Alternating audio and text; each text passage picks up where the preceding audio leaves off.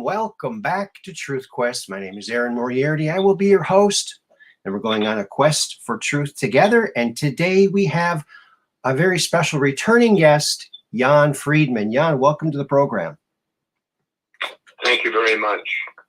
You're very welcome. And if our listeners may remember you from past shows we did here together and your T.W.I.N.S project. Now, how is that rolling along now? Well, the T.W.I.N.S projects, T.W.I.N stands for Trans-Web Infrastructure Network System. And what it is, it's a network of fully self-sustaining, let's call them mini cities for the moment. Okay. They're all going to be hooked up to each other with an advanced tube system, which within a capsule travels where passengers and cargo can be transported to locations where the tubes are connected to the other T.W.I.N.S complexes. Each complex is about 3 square miles, which is about 2,000 acres roughly. And like I say, they have to be fully self-sustaining.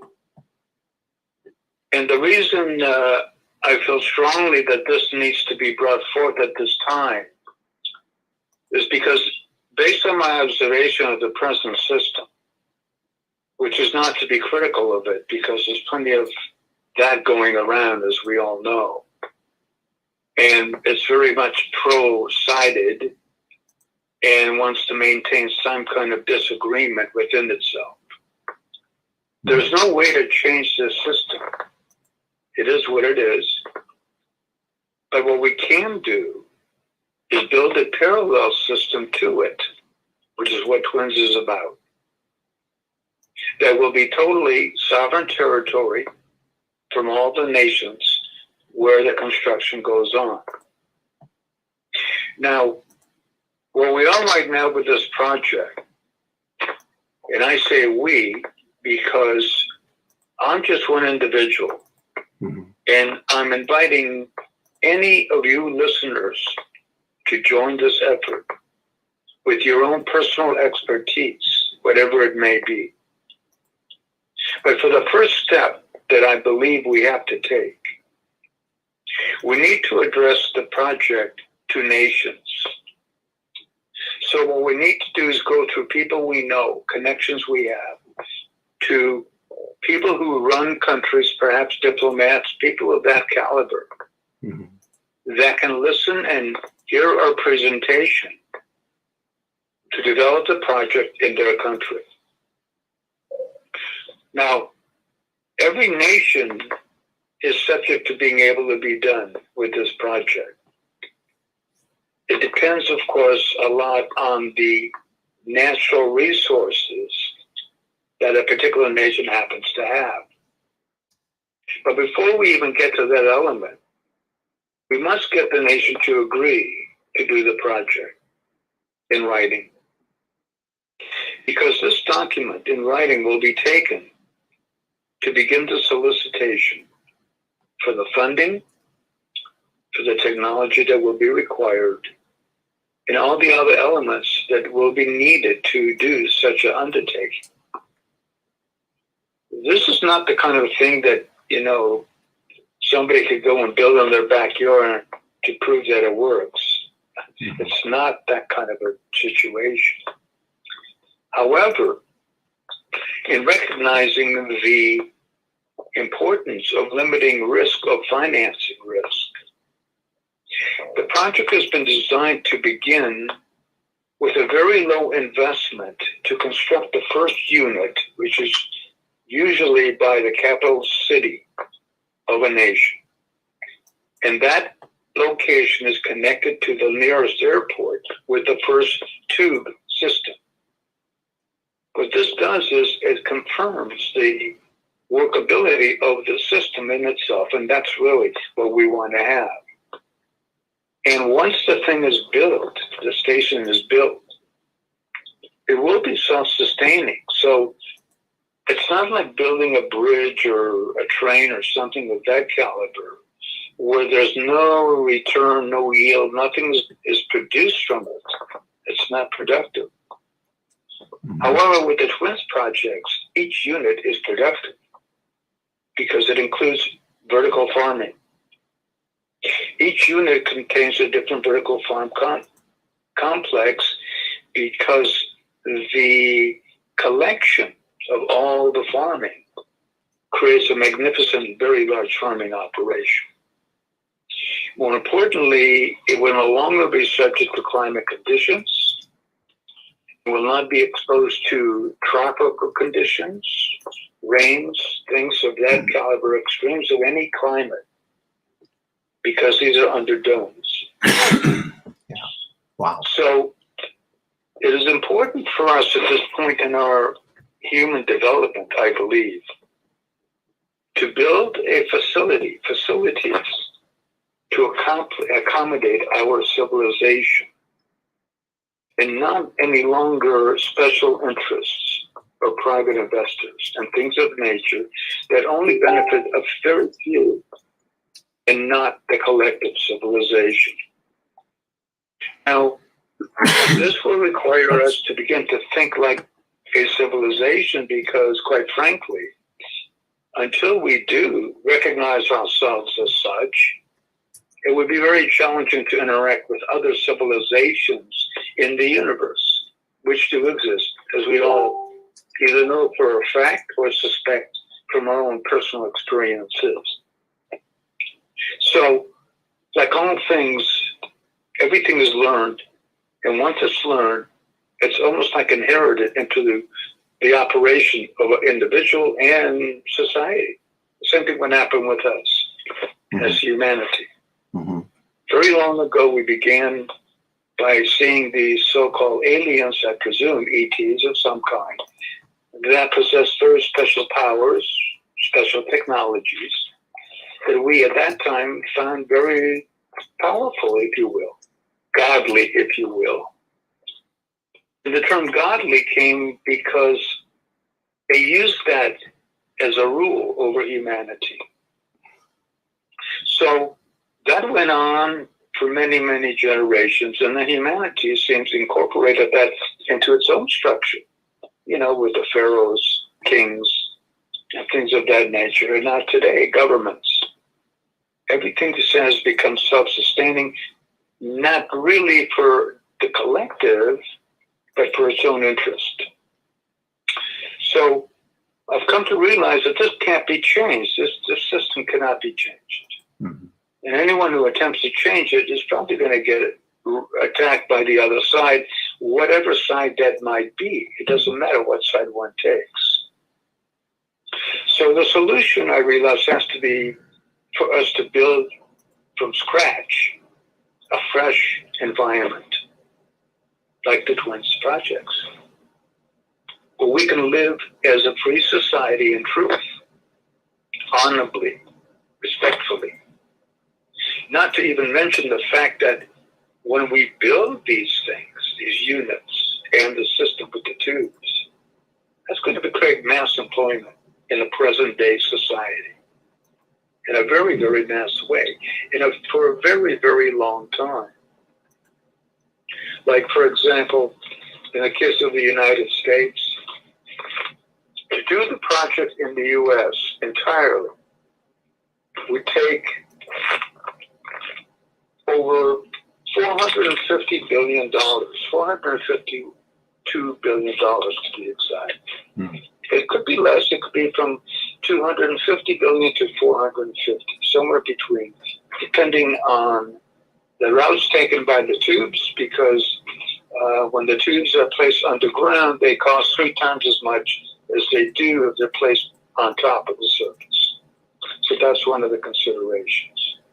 But to start the project in America, we would only have to build one complex near Washington, D.C., and connect that complex to the nearest international airport, which is only 1.62 miles away, 2.61 kilometers. that cost in itself, just to do this connection, and we have to build airport portals, which will cost $50 million, and another 1,000 transport capsules that will the capsules that travel in the tubes. Just as this cost estimate is $1.14 billion, compared to $452 billion that the whole project would cost. So it is quite logical and reasonable to take a financial risk of $1.4 billion when you ultimately have a much larger project at stake.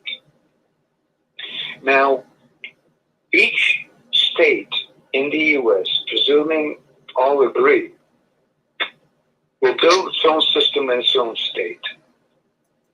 So in effect, everything will occur simultaneously. It's not like just connecting Washington, D.C., and then connecting to the next closest location, and then on and on and on. Because that is not an efficient way to do this. Because this has to benefit the entire United States, basically. So this is the kind of idea that the Twins project represents, because once the Twins is completed in America, it will certainly be linked up to the system in Canada, which will be the same type of system. And again, it will be connected America to Mexico, because the nearest location, South America, and onward like that. Mm-hmm. So what eventually will occur is that you'll be able to go from the lowest port in South America to the highest point in Canada, right? Actually, America, if we go to Alaska, within the same system.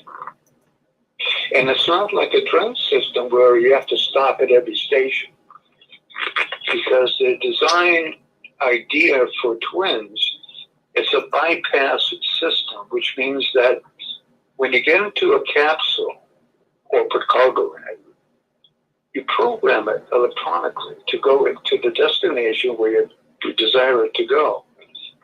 It doesn't stop at every station before it gets to your destination. That's what makes it efficient and very quick. And also will surpass, eventually, airline travel, and certainly trains. Trains will be the last.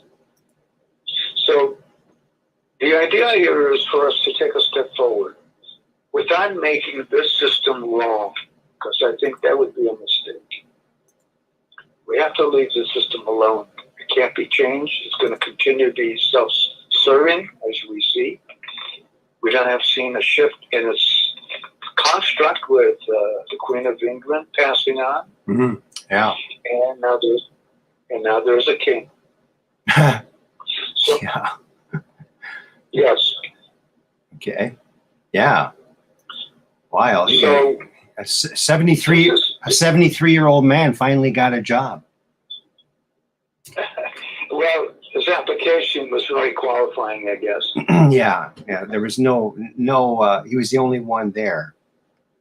So, yeah, but that's okay. You know what?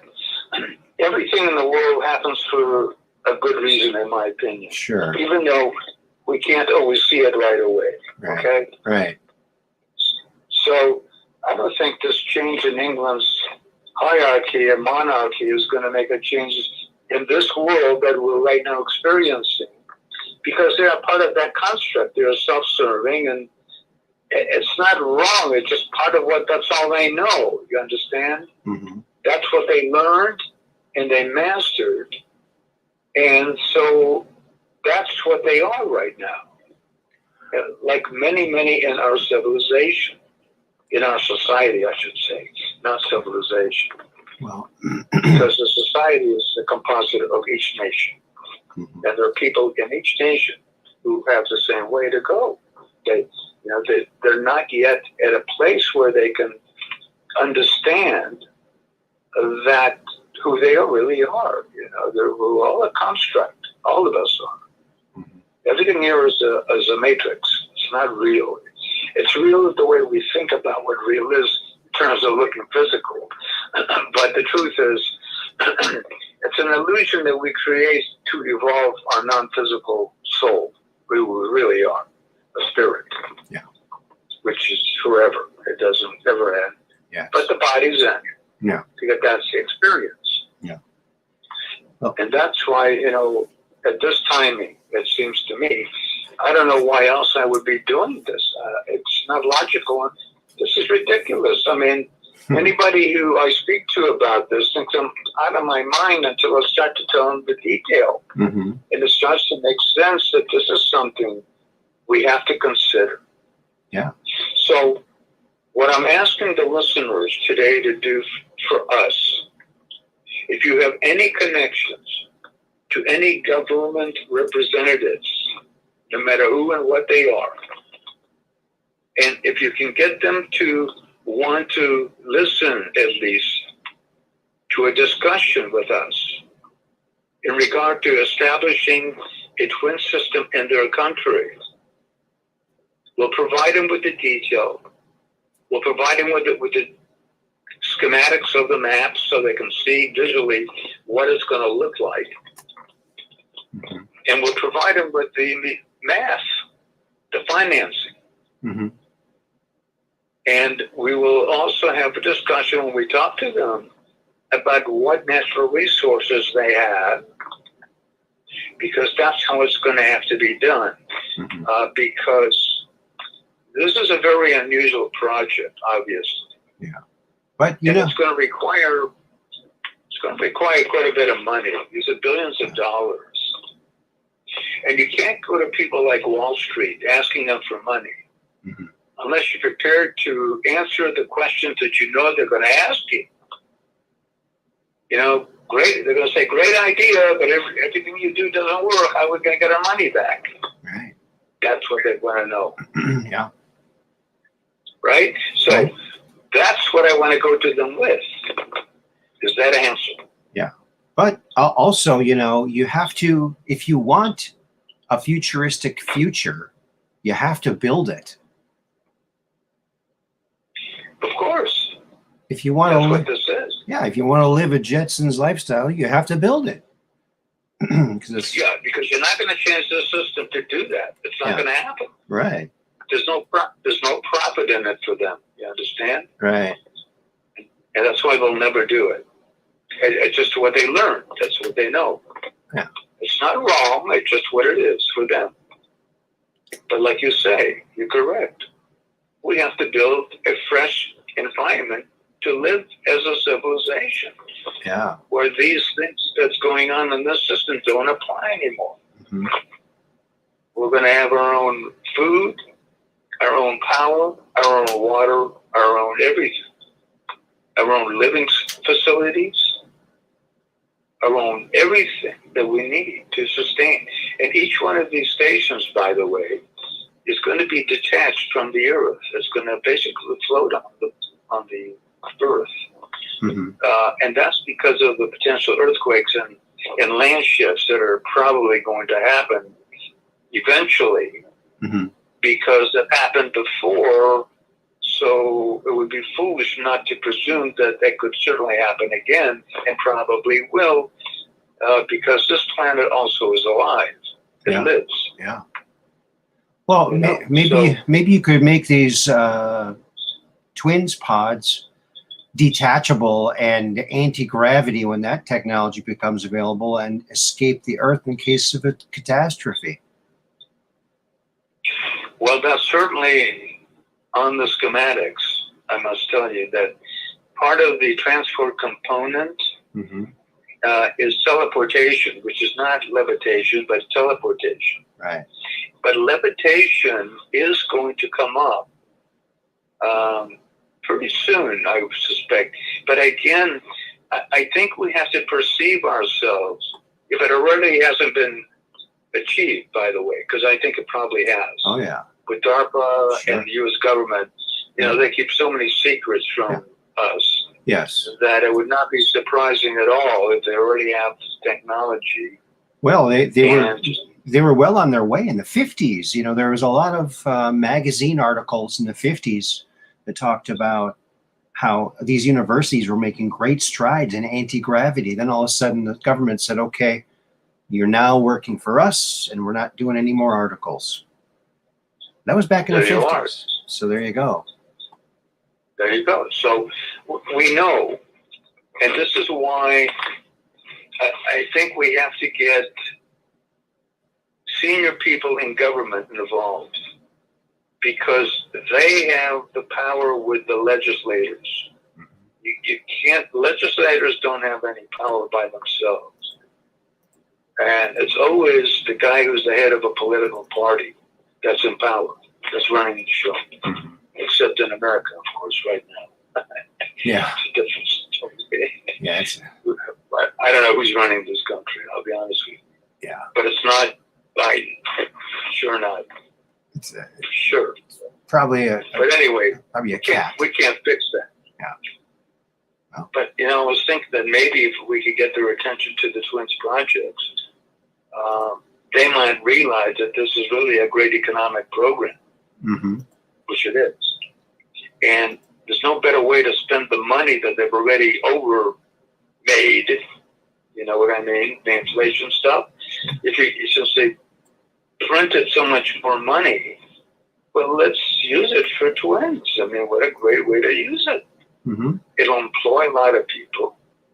Wow. It'll develop a lot of real estate.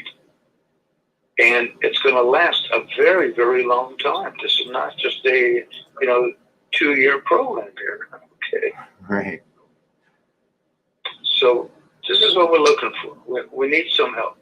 We need to form a team to do the projects. And it all begins, like I said, getting the interest from the country.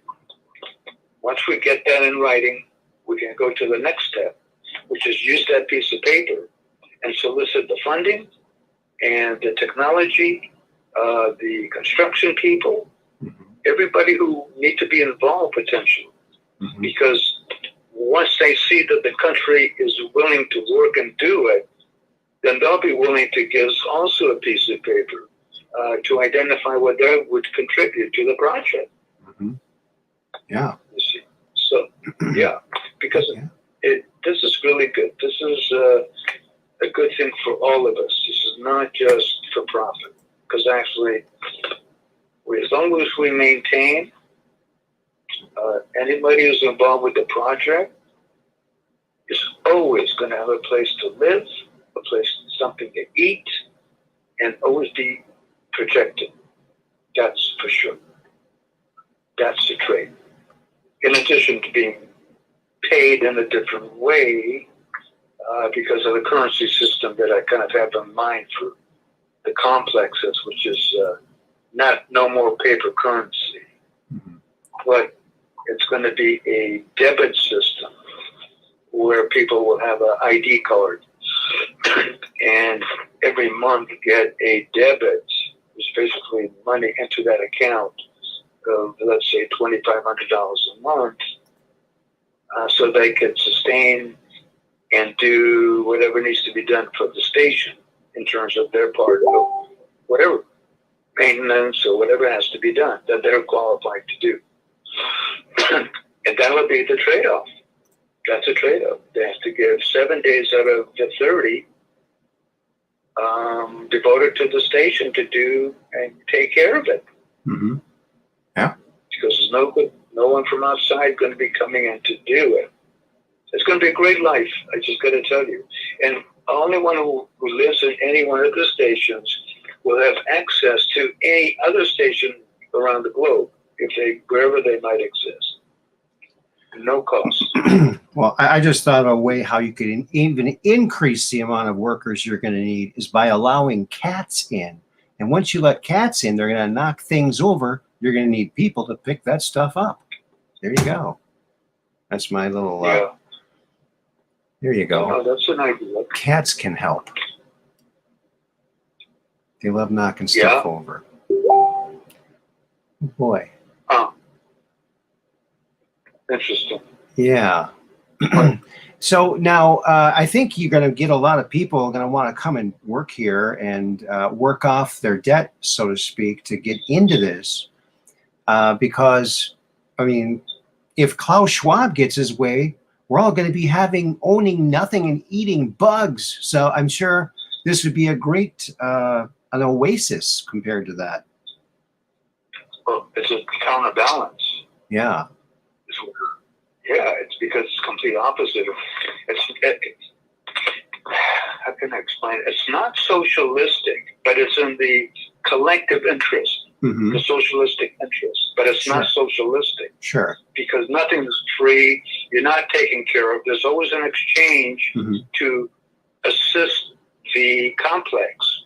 Yeah. And one of the things that I believe is going to occur from this structure, when people are free to think and don't have to worry about debt and or their own personal debt and stuff, it's going to free their mind to be very creative and innovative. Yes.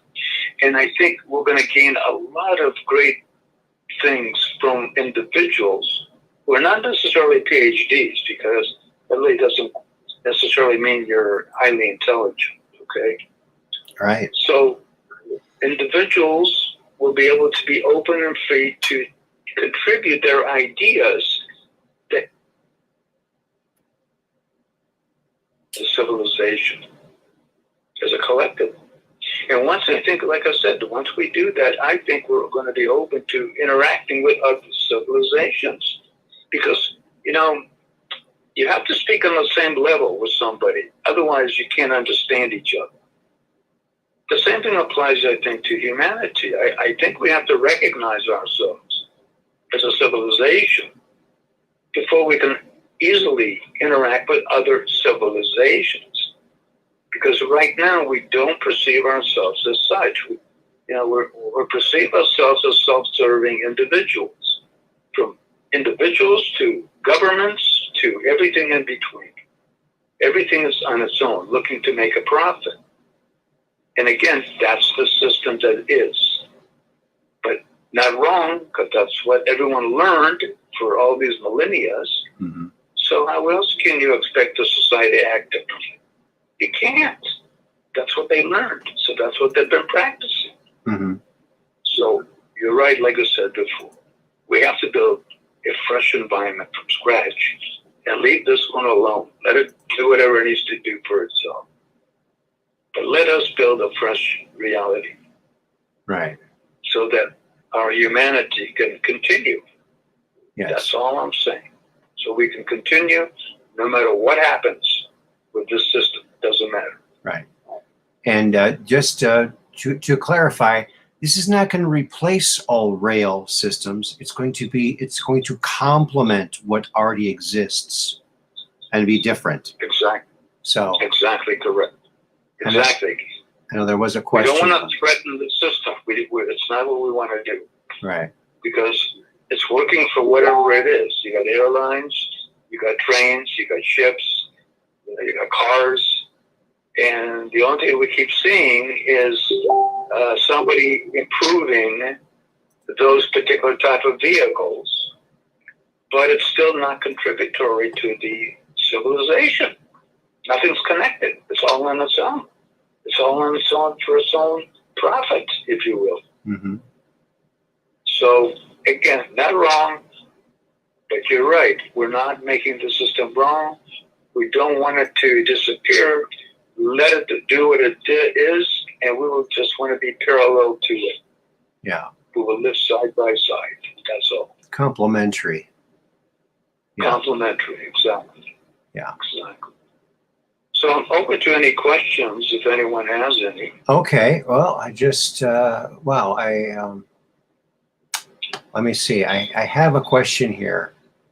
It was on Facebook, so I just closed the Facebook so I wouldn't keep getting the notification sound. But okay. Here's the question. Let me get to it. Oh boy, my computer's going very slow. Very slow. It's okay. From Sam. Okay. And here it comes, very slowly, very slowly. She wants to know more details about the spheres themselves, please. Grants and funding isn't any of our forte, I don't think. At least I don't know any one of importance to approach with. And she also, well, let's take that one for one.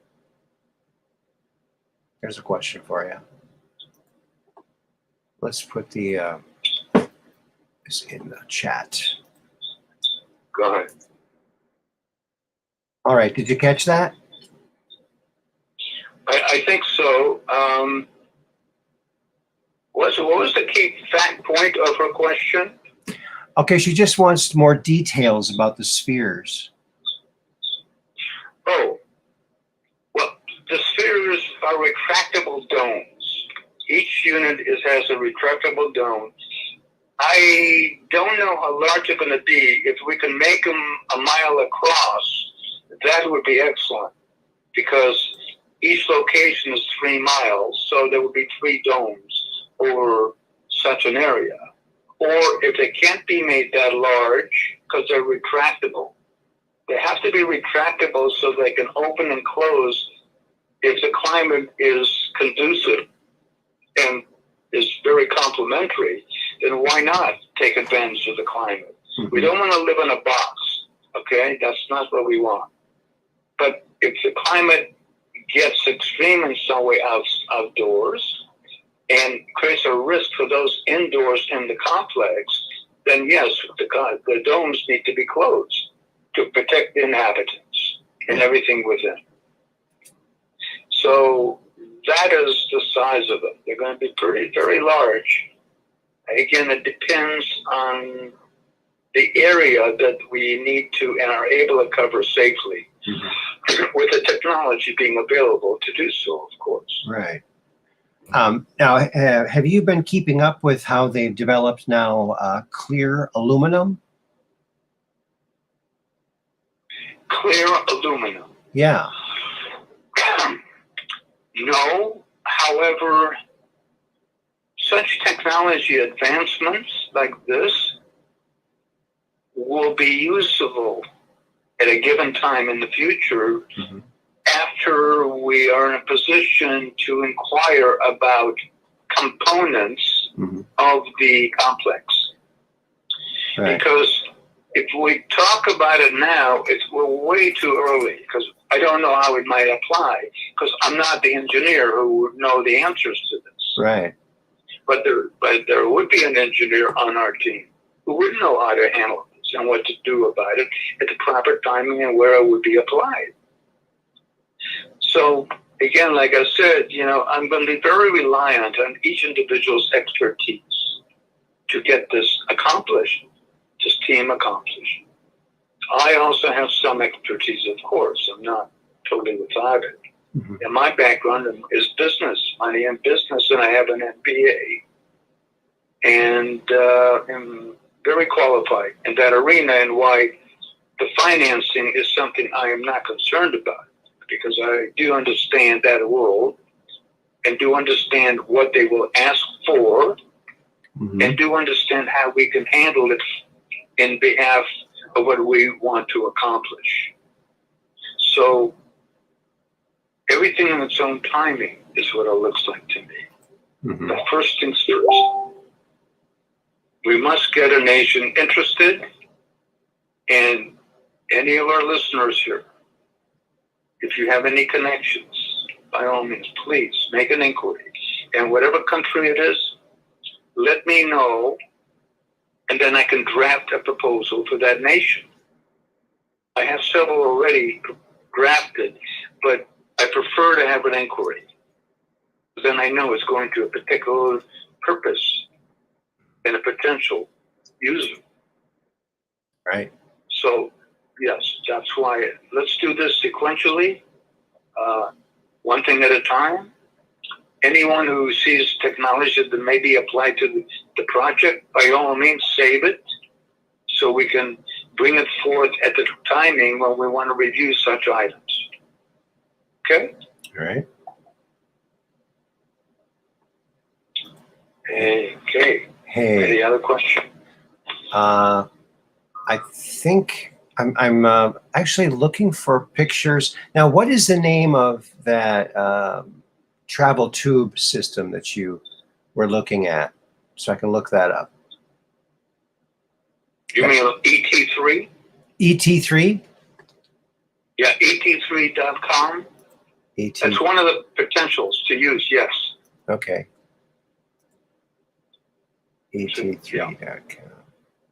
Oh, Daryl Oster holds a patent on that too. He's a very smart man and a great guy. Okay, so here's a bunch of them. I'll just put this whole thing up on the screen here. Okay. That'll be good. And it's a pretty cool looking system they got. And of course, like you said, by the time we get around to building these things, there'll be new technologies that will blow away all of these things. Exactly. Hopefully, if people keep progressing. Well, but they can't progress in the current system, see, Yeah. Aaron, and the reason is that the only progression in the current system is for the individual thing that is being progressed on. Like a car, for example, like they went from gas to electric, okay? They didn't make the car for the whole world to use. They just changed the car that we have into another form of use. Mm-hmm. It's not a system that connects New York with Paris, if you will. It can't. It's not what it's for. It's only for specific regions you can use the car. You can't use it all the way across the world. Mm-hmm. It's not the way it works. Right. So we have to build it. We have to build a system that does do that, that does connect to as many places as possible around the world. Because I think what's eventually going to happen in our future, our capital cities around the world will become museums. I think that's what's going to happen. I think they're going to be tourist attractions. People will go to the capital cities to view them, to see how we used to live. Could be, yeah. You might have a point. Because, yeah, because we're going to perceive ourselves as a civilization when we're going to the museums already. We're not going to see ourselves as separate entities or selfishness, or none of that will any longer exist, because we're going to realize we're members of one race, human. Mm-hmm. Here, that's it. Yeah, and that's, as we can see in the present system, it's being divided. Our humanity is being divided by color, by size, by height. You name it, whatever you want, some difference. Well, but that's not. Yeah. I think that we've, people have had this idea for a long time, and here's something. Here is George Jetson himself going through a tunnel, coming into his apartment. Boom, right home, right through the tube system. So they had it back then, the Jetsons. There we go. Too much I have fun. never viewed the Jetsons, just for you to know, that program. I've never seen it. Oh my goodness. Well, I think that when you do, you'll be getting your pencil out. You'll be very inspired, because it's a picture. It's the future, humanity in the future, where everyone's living in these super high rise, way up in the sky, large structures, and zipping around in flying cars. And it's quite something. I mean, it's like the Flintstones in space. Interesting. Yeah, it's a great. It sounds like when we accomplish levitation, we'll be doing that. We'll be levitating buildings and whatever we want, because we'll be so effective and efficient. And how else can you get there except with flying cars? Right. If they're floating, there's no other way to get there. Well, but again. We'll see. You might not like cartoons, but I would highly recommend you watch a few of the episodes. I think they're even on YouTube. Just look up Jetsons. I don't dislike cartoons. I don't dislike them. I just have never viewed this. Okay. Cartoon. Oh, it's from the 70s or from the 60s or 70s. It's really old, but it's a view of the future that when I was a kid, when I saw it, that's the future I wanted. I thought that was going to happen, and except for a few things like what we're doing right now. We're talking over like a video phone. Now you don't have a video image, but we could be doing that. We have that technology, Yes. and that was predicted in this cartoon back in the 60s. So that's one element. They also had moving sidewalks. We only have those in airports, but we do have some. Interesting. Yeah. So What's interesting about it is that we often, things that we do, we get from some kind of a time travel event, if you will. Even though time is not linear, some of us are able to kind of see the future and the past and do a correlation of some kind and begin to work in the present to accomplish it in a sense. So I think somebody may have foreseen the Jetsons before it was actually put together the way it was. And I think maybe they made it a cartoon because it would have been too difficult to handle by society if it was made with real people. Sure. I mean, just my opinion. Yeah. So it was easier to digest, perhaps. That's what's coming to my mind. Interesting. It's nothing I saw. It's right. This is just intuitively is what I'm getting about this Jetsons idea. Sure. Yeah. But interesting. I will look it up. I will check it out to see how much of it correlates to twins, because we deserve to live in such a society. Oh, we yeah, really do. I agree. I totally agree. I think at least have the option. Now, I got another question for you. Okay. So, what if I'm living in the Twins project and I'm doing my chores, like I'm tending to the garden, or I'm helping to teach classes, or doing some other civil service thing that helps the society along, and some of my buddies who aren't in the system, they're on the outside still. It's like they want to get together, or maybe it's a family reunion at the farmhouse in Toledo or something. So I guess then you could just leave and then come back. I mean, how does that work? Get someone to cover for you? Get someone to cover for you? No one is a prisoner here. Actually, it's contrary to that. Right. Okay. Everyone's free to come and go. All right.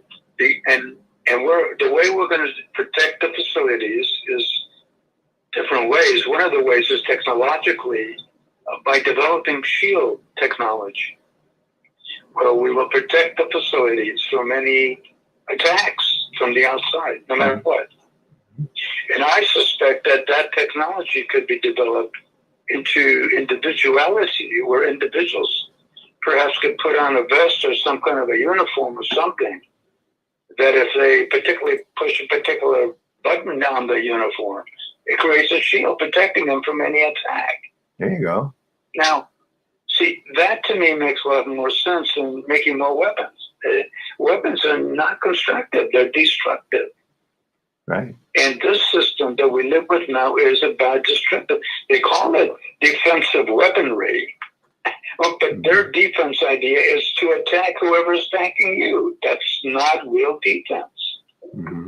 You're being offensive, using the term defense as a reason to do it. So, again, this is the nature of this particular system we now live in here. But it's not going to be the way it is in Twins. It's just not. Because it doesn't benefit the individual. Individual could come and go as they want, because potentially, if somebody does a service inside the unit, inside the complex, and has another job or something else they do on the outside, they're welcome to do that. They're not restricted in any way. No restriction. And so that's how you keep everybody happy and free. Because right now, this system we have here now is a slave system. And it's not what Twins is. It's the opposite. And it's a decentralized system versus a centralized system, which this particular one is. And by being decentralized, each Twins location, each complex, governs itself through a given set of rules, basically, of being honorable people. That's all.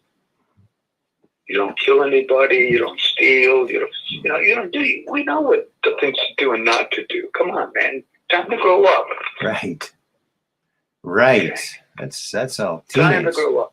That's teenage stuff. Exactly. Yeah. No time for that. So that's what we're going to do. Give everybody that opportunity to grow up and behave like an adult.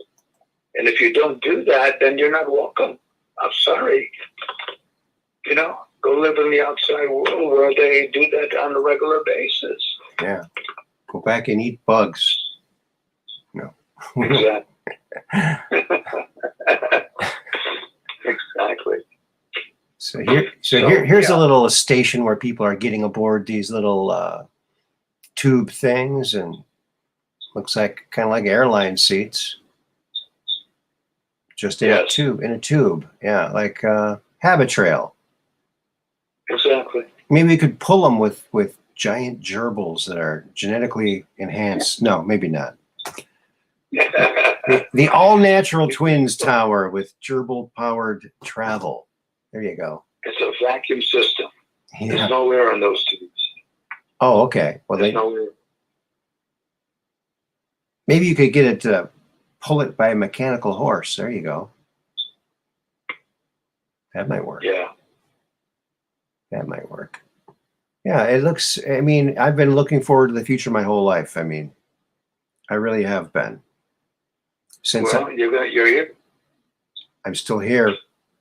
I'm looking. Well, yeah, the future is relative. You know that, Aaron. You know, right. The future is in exactly 1 second. That's the future. Right. And now it's the past because it just went by. That's right. Yeah. Exactly. George Carlin did a great. You know that you got to give yourself some credit. Okay, what you're doing right now in life, doing these interviews and letting people discuss the truth about things. Mm-hmm. That's a great contribution to society. Okay. Well, thank you. Thank you. We all need a doorway to get to what we want to do sometimes. Right. And you are providing that doorway. So, you know, I give you a lot of credit for doing this. And I appreciate you for doing that too, personally. Well, thank you very much. I do like to bring the truth out, and I also like to sprinkle in a couple dad jokes here and there just to make it interesting, you know, just to make it fun. Well, has to be fun. It's good. Laughter is always a very good remedy for a lot of stuff. Oh, yeah.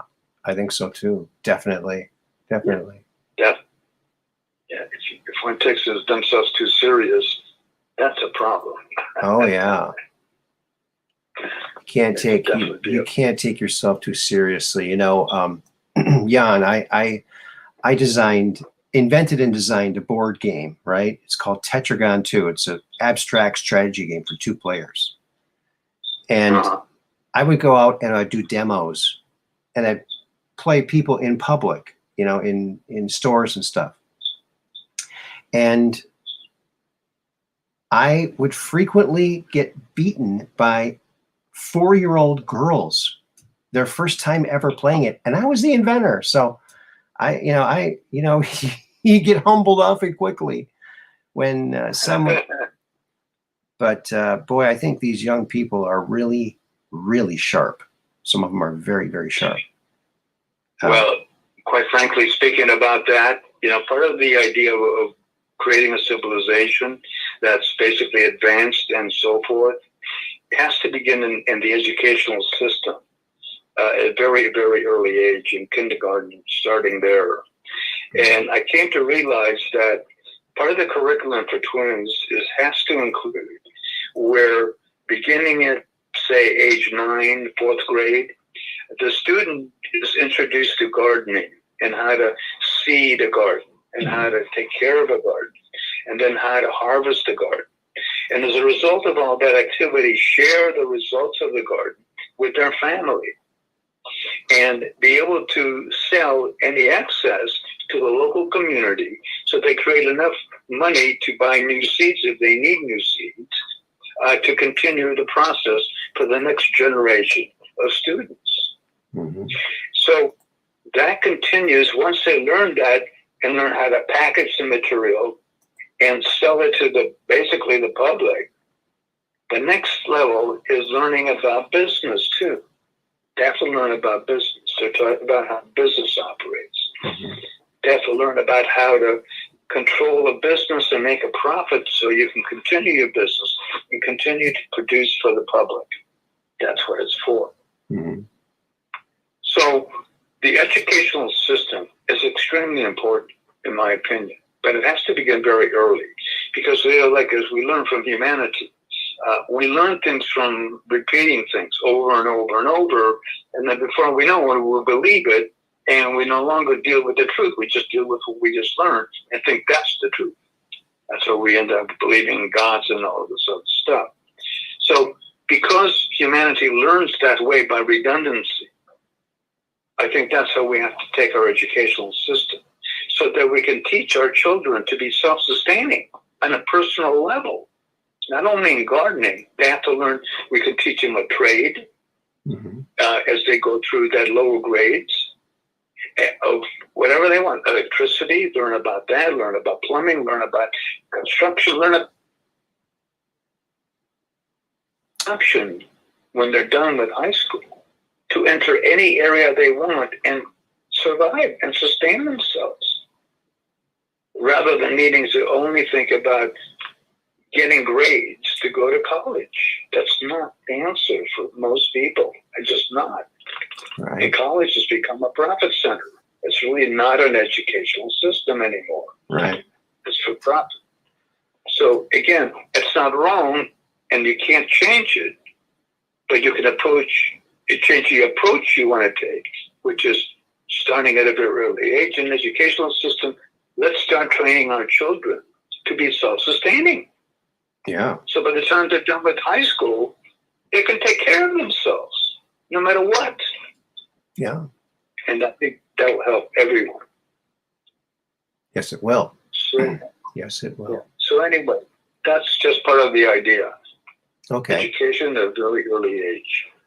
I have up on the screen now from your T.W.I.N.S Facebook page. It's where it says, that's how much you really need to become a self-sufficient for food, water, electricity. It's like a home and a little farm in the yard there. Kind of a big yard. Yeah. And there's like a blueprint there that you had. It's very interesting. So that's all you need to be self-sufficient is that much land, folks. That's right. Oh, you saw that, yeah, on the site. Yeah. Yeah, it doesn't take much. No. But can you imagine if you do that on a vertical basis? Oh yeah. You can take care of a lot of people. Yeah. And you don't have to do it all, take care of everybody from one place. That's why you want to decentralize the system and connect them all. Right. So each location does a different part of the collection. Right. You know, a lot of people are making these vertical farms with PVC pipe. But I don't know. I know PVC as a material is not a good material. It's very dangerous. It's toxic. It's toxic. You have to wear breathing apparatus when it's being molded, or you could die. So if the roots are always touching it, I don't know. What do you think about that? Well, I know that what we're going to use is one of two things. We're going to use hemp. Oh. That's for sure. Yeah, that's the product we'll use to make all these raw material things we need. Oh, wow. And the other will be bamboo. Because both of them grow very, very quickly, are extremely strong and efficient. Yeah. And grow naturally in nature. Don't have to have a special way to do anything with it. Right. And you can create plastic that's toxic. And when you're done with it, if you need to, it decomposes. Yeah. So that's the way. The materials that I'd like to use for all of the T.W.I.N.S projects are decomposable. Bamboo vertical farming. Now, has anybody done that? That's a great idea, by the way. I don't know if they have or haven't, but I know we will for T.W.I.N.S because that's part of the logic. I mean, you're building a self-sustaining living place. Why would you have anything toxic in it? It's like counterproductive. Right. Mud Rabbit, one of our mods, in the chat says bamboo also makes a very lovely soft fabric. That's right. I did not know that. See? A lot of wonderful applications for bamboo and hemp. Wonderful. Yeah. So that's the way we're going with twins. Wow. That's incredible. Yeah. That's incredible. That's nice to hear. Yeah, I've been thinking about making a vertical thing. I've been watching some videos, but I'm thinking to myself, PVC. Now I know they use PVC for your water pipes, but I don't know, man. No, PVC is deadly stuff. Eventually, you can't get rid of it. It can't. I mean, and hemp is the way to go. It's much stronger than the plastic. Even it's much stronger. Oh, Dark Brain says PVC is fairly non-leachable. That's why they use it for most water pipes. Yeah, but these are in daylight, in sunlight. They're being sun degraded, so I think that might break them down a little more. Don't you think, Yon? What do you think? Yeah, not only that, there must be a reaction because there's any meltdown, which probably would be from very hot weather. There's got something toxic going on inside that pipe that we can't see. Yeah. That's affecting the water. Well, glass would be good. Glass would be good because you could see, but that would be, well, maybe you could make it out of Pyrex, something super strong. I don't know. But even still, hemp is the best way. Okay. Or bamboo, and bamboo, or both, because they're very, very strong.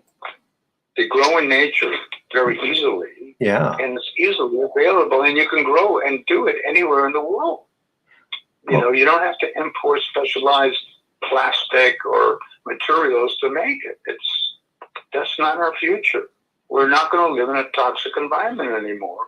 We're not going to change this one because it is already that way.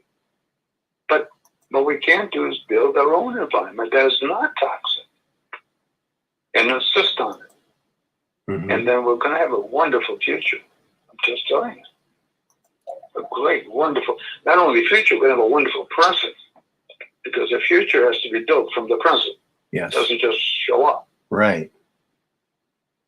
So this is what we're going to do. We have to build it. We'll take a step at a time, like any journey, you know. A journey begins with one step first. Mm-hmm. And we're taking that step right now by opening the door to anyone who is with us in this team to connect to any government leadership, to begin a conversation, to develop a twins project in their nation. And we just want an agreement preliminary with them in writing so we can use that agreement to go ahead and take it to the next steps. Because they know, as we know, the financial world doesn't listen to ideas. They're impressed, but they're about the money. So you got to tell them about the money, how much you want, how you're going to pay it back, and how much you're going to pay it back. Yeah. And then they'll give you whatever you want. But it'll be our advantage because I'm going to figure a way where we can, once we pay them, the facilities will have no debt. We'll have no debt. We'll be debt free after we build them. That'll be good. It'll be excellent. Because we don't want any debt. That's not the way we want. Because being in debt is like being enslaved, you know, as far as slavery. And there's no reason for humanity to be enslaved. Right. We need to start creating some wonderful futuristic stuff, if you will, to travel to other places.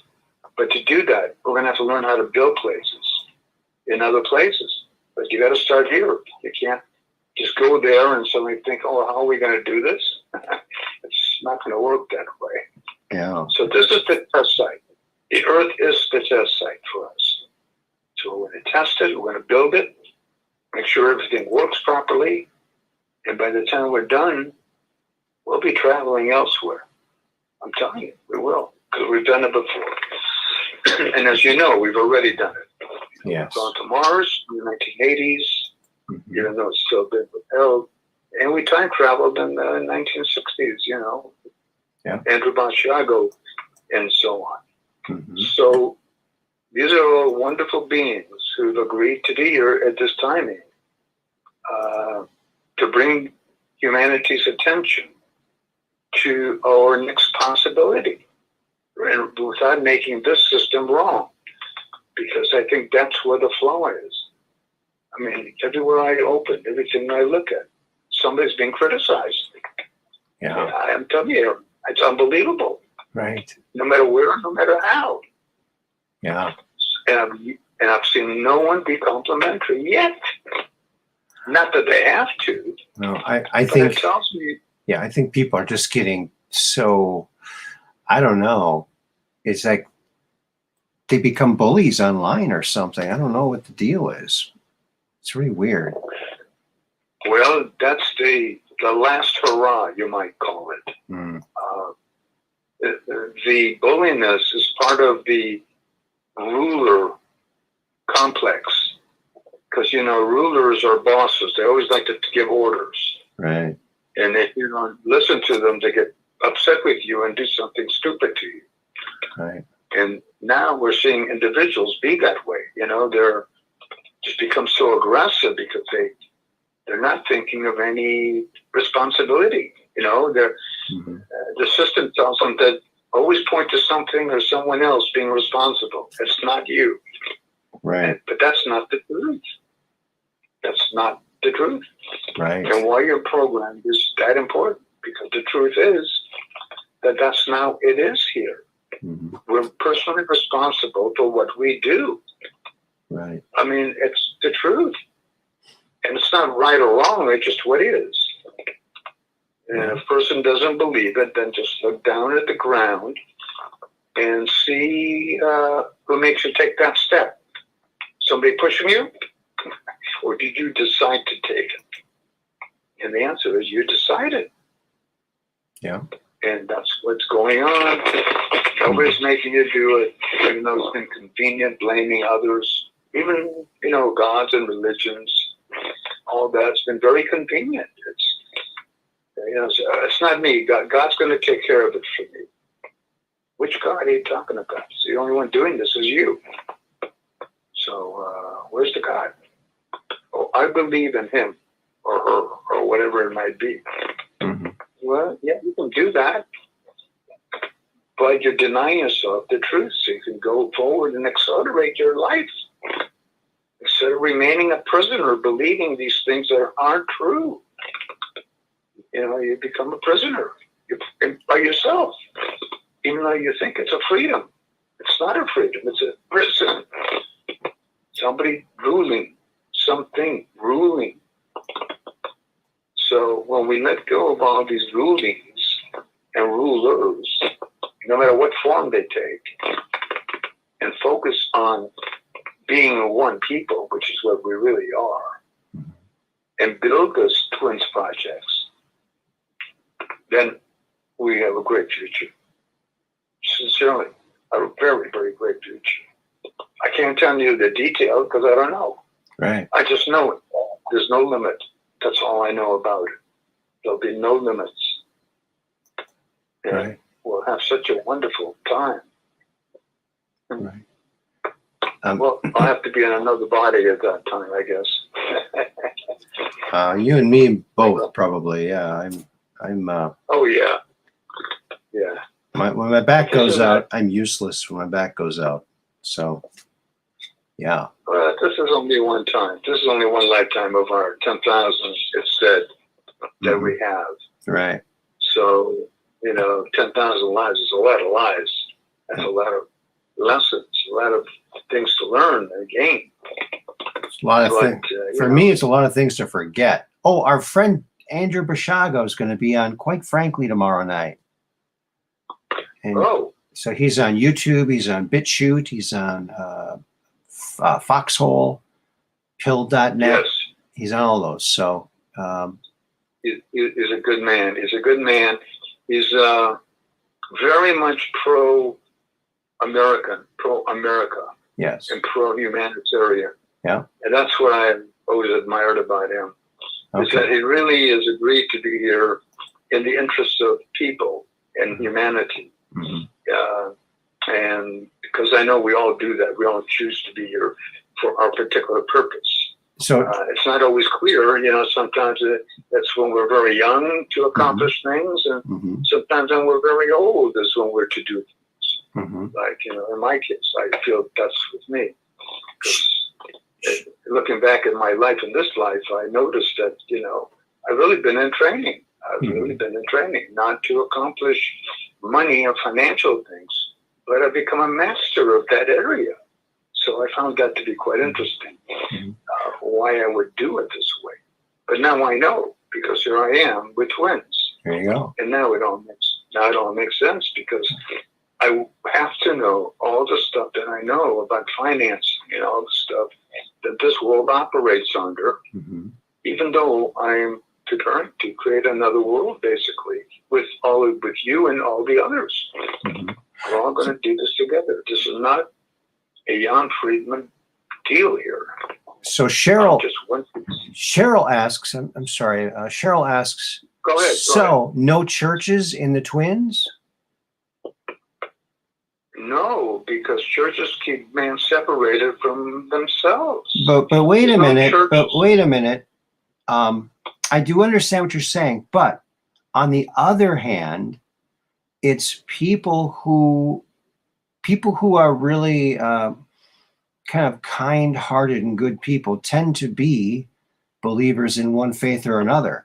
So maybe you wouldn't want to exclude all faiths. Maybe it could be like a multi-faith church room in each thing, and it could be used for any kind of service. I don't think you want to exclude some of the best people around, because say what you will about the religions. I think a lot of people are very good people who are religious, and so I fully agree with what you're saying, except one problem I have with it is the fact you don't have to be religious to practice that kind of belief.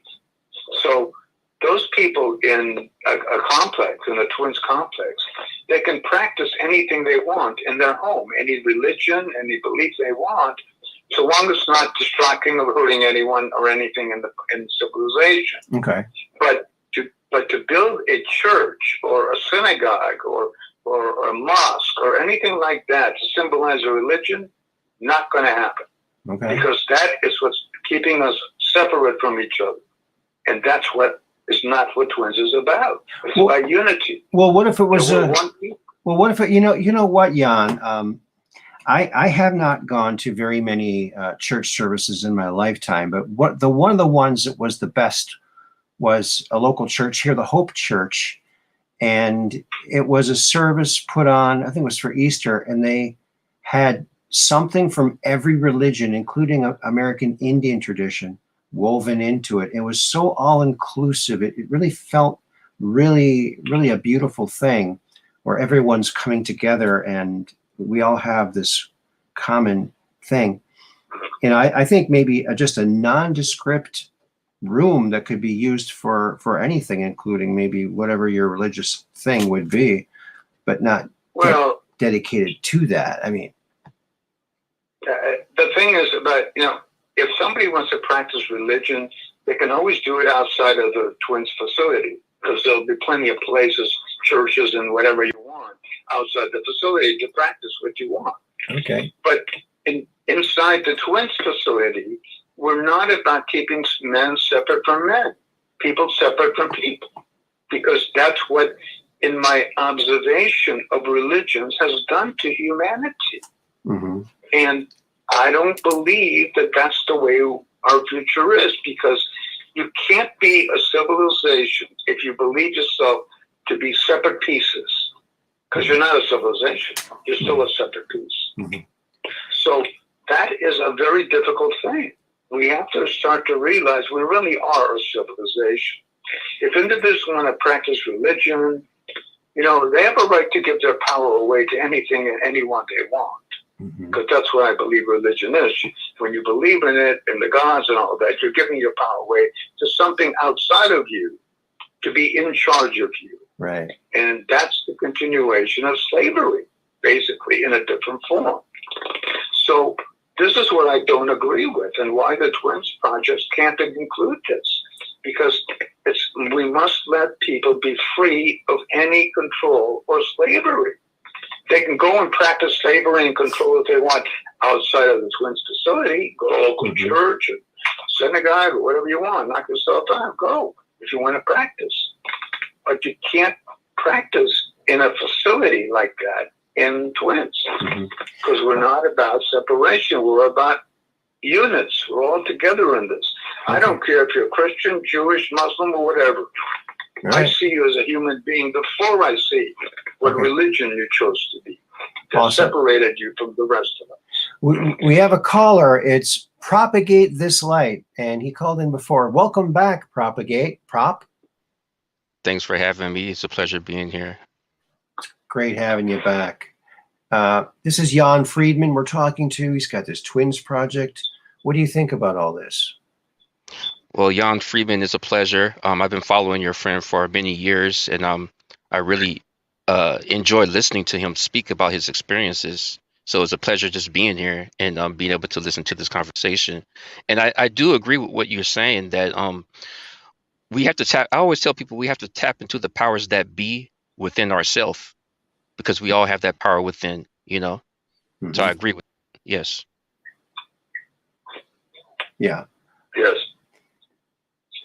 Yes. You know, I'm not a very, I'm a very spiritual person, but as far as religion goes, we didn't go to church very often.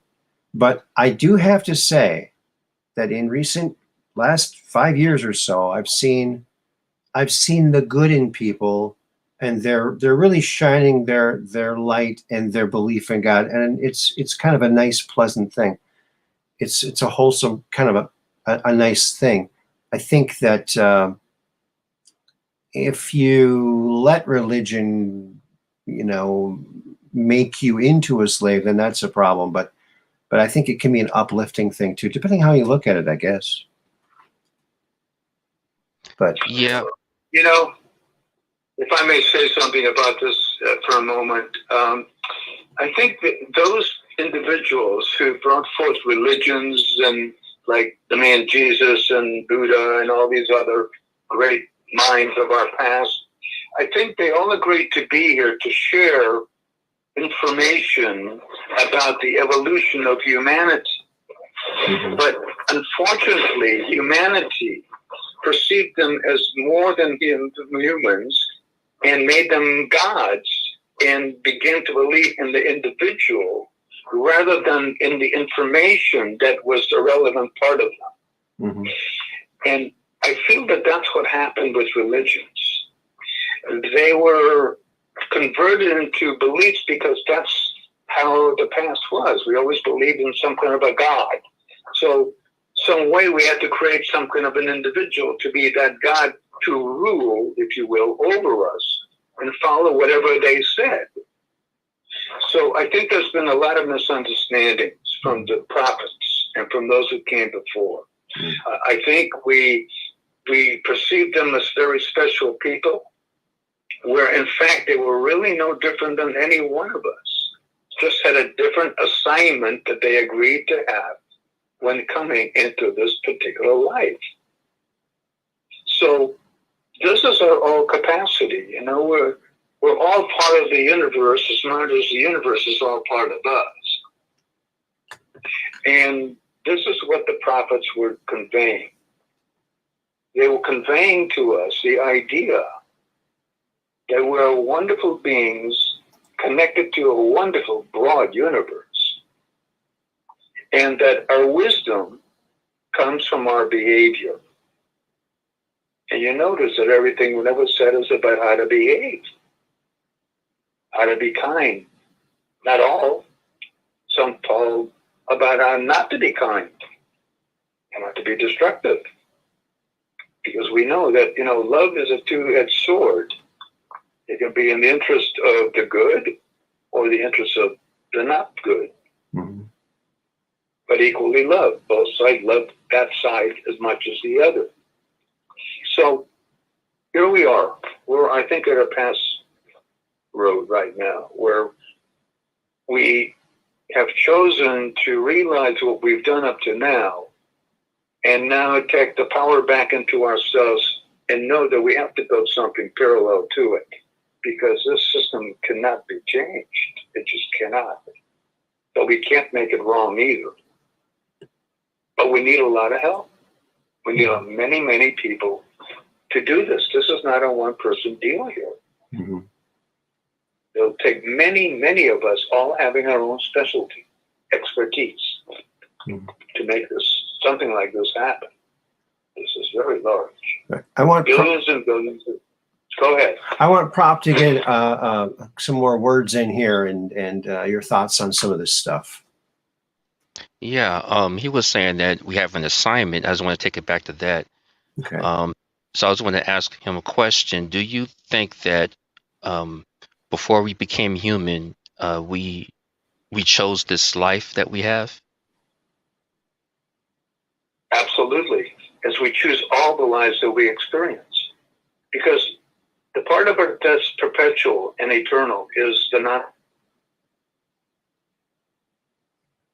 And that spirit enters different life forms at different timelines, parallel timelines, because time is not progressive that way.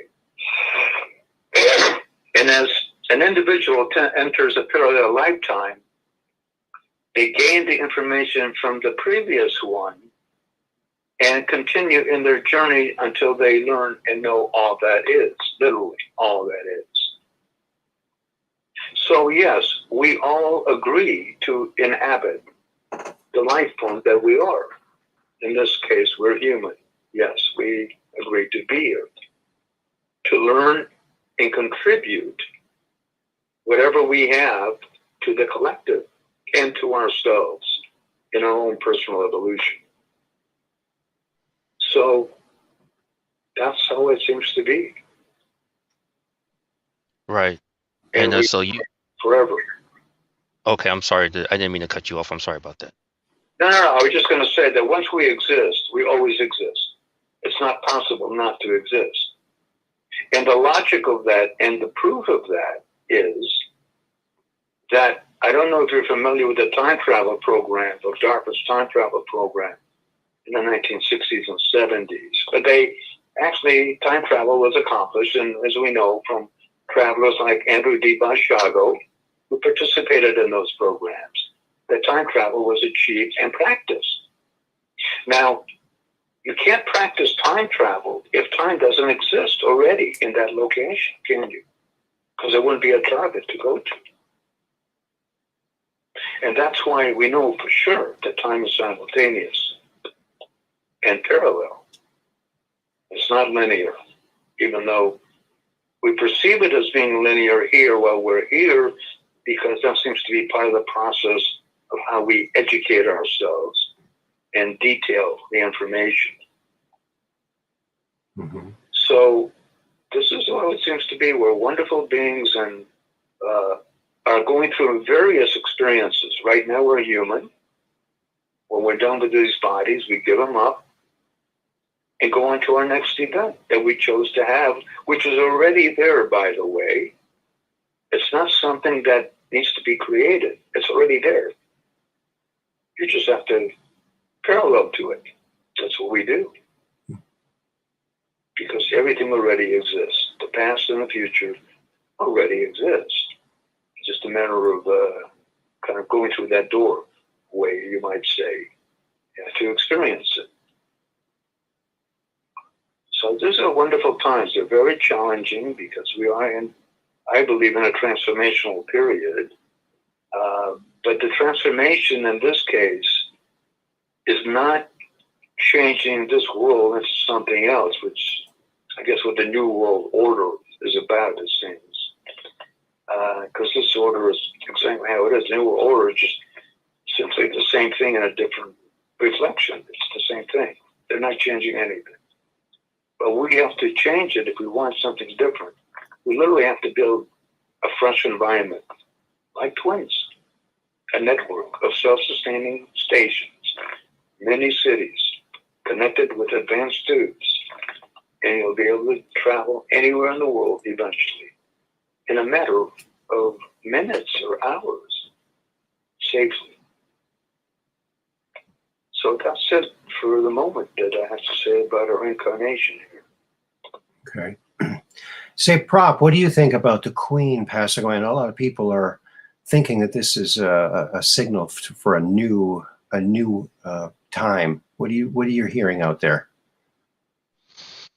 Well, what I feel is exactly what he said earlier, is that we have to take power within our, use the power that we have within ourselves and know that it's there. Mm-hmm. And maybe, with all of us doing that, maybe not at the same time. That's not going to happen, right? There's a person born every minute. But as long as we keep that energy up, I think that we can create that new paradigm that he was talking about. We have to build new cities, et cetera, et cetera. I think that when we communicate properly as well, to each other, and like he said earlier, before I came on, he was talking about judgment. You're this and you're that. We need to communicate and work out our differences. We're all the same. We're all human, are spiritual beings, experiencing being what we call human. I think that will work. Exactly what he said. I agree with it. What he said. Awesome. Thank you. Because it is the truth as I feel it and know it to be. And I'm not alone, and like you are perceiving correctly. But it's going to take many of us to do this. This is not a one-man deal here. It can't be done that way. Right. You can't build this. I can't build a mini city in my backyard to prove that it works.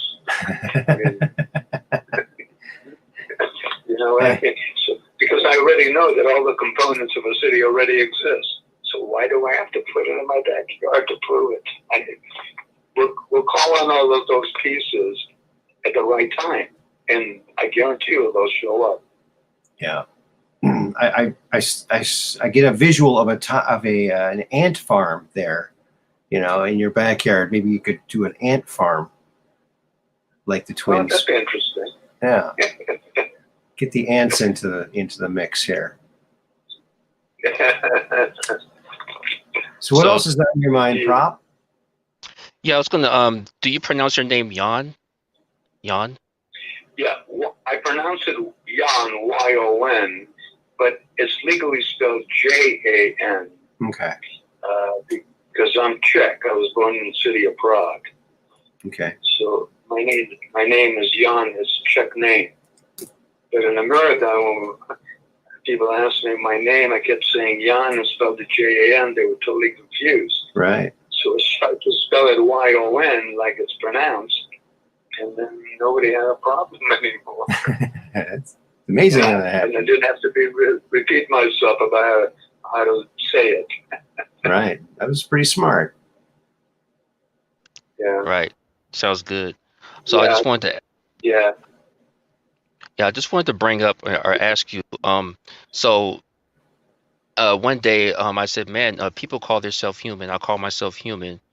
And okay, so what does that actually mean, right? So I researched, and sometimes, do you agree? Like sometimes, one word is actually two words as one. So that's what I. There is that That's belief. Yeah, there is that belief that the word "hue," man, are two words identifying a species. The hue man is a type of a man. And I think that's where the name originally came from. Because there are other human species in our solar system, the galaxy. But again, there have been some reports of people interacting with them and other people thinking that those folks are crazy. So, it's been up and down. But, anybody who really believes that humanity just suddenly showed up here out of nowhere, that's a little naive. I don't think that's realistic. And I think our advancement is going to continue. We're learning much about ourselves. But right now we have to deal with this particular self-serving system that is withholding a lot of information and progress from us. because of their greed and need to be powerful, as whatever that word is, and financially strong, because that seems to be why they do it.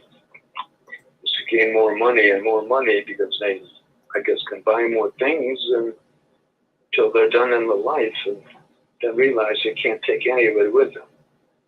And most of them don't spend it in the interest of the civilization. You know, they seem to spend it for their own personal interest or their own personal enterprises or their personal government officials to buy and pay off to get, you know, legislation to be favorable for them.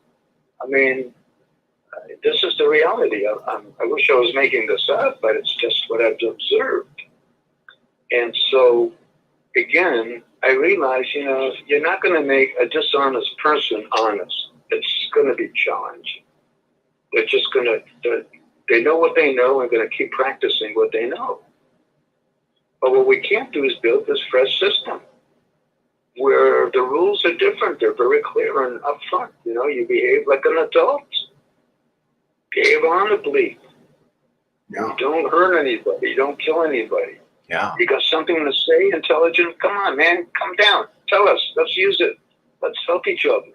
Mm-hmm. That's what a civilization does. It helps each other. It doesn't do things for its own personal interests.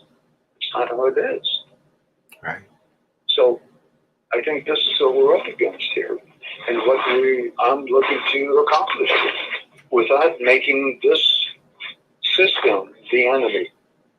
Because I think that would be very dangerous to do. Right. It works that way. Right. So they might see it as a threat, even if the intent is friendly. They, you know, the system might not want this to go forward. You know. I don't think so, because in order to perceive something as a threat, it has to raise itself to threaten you in some way. Mm-hmm. So because I'm not approaching this by saying the system is wrong, as a matter of fact, I'm saying they're right for what they're doing for themselves. It would be very difficult for them to attack me because I'm agreeing with them. Mm-hmm. So why would they attack somebody who's agreeing with them? They're not going to attack themselves. So this is why I feel pretty safe doing it this way. Okay. By approaching it, so what are they going to do? If they take out this body that I am, knock yourself out, man. This is not my only and last life. I'll be back. You'll be back.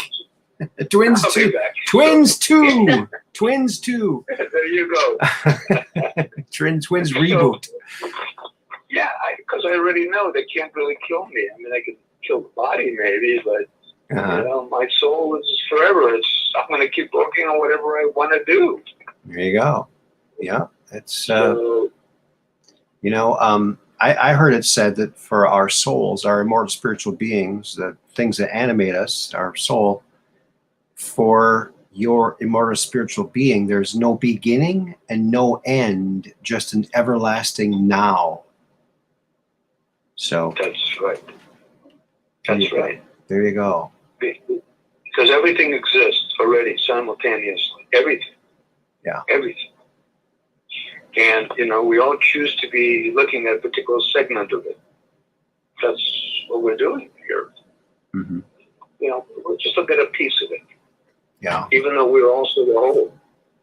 So we're a piece and we're the whole. We're both.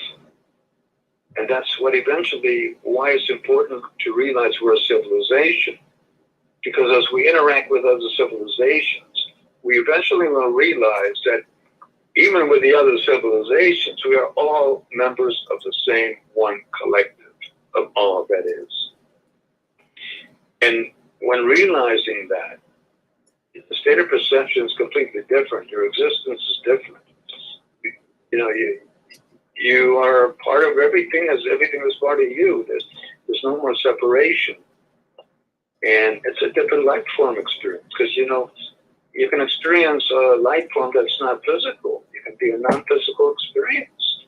Not all experiences are physical, in a sense, as we call physical. So, we're very creative beings, extremely creative. Yeah. And I think this is what we're doing. I mean, I think we each focus on a particular idea, and that's what we do in each life. Because from what I understand anyway, we were created by an oversoul. And that's the only relationship that actually exists.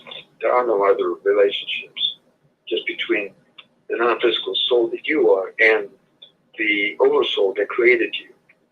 And the reason they created you and me and everybody else is because that's how they re-experience how they learned all that they know, that all that is.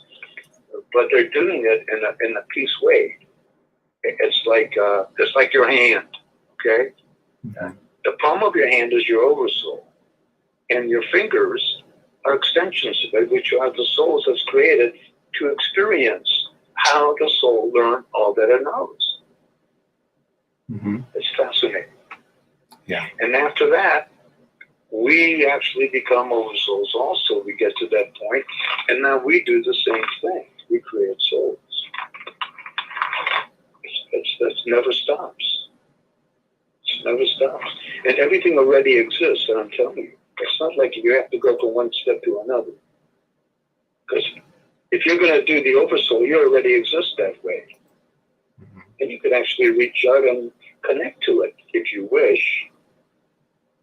It'll be an unusual connection, but you'll see it in your mind's eye. It won't be something physical in a sense. So we communicate apparently.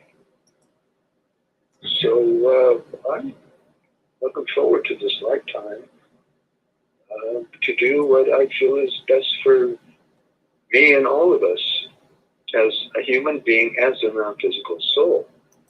Mm-hmm. Because I believe we, like all things, go through a process of learning. And here we're going to learn how to live as a civilization.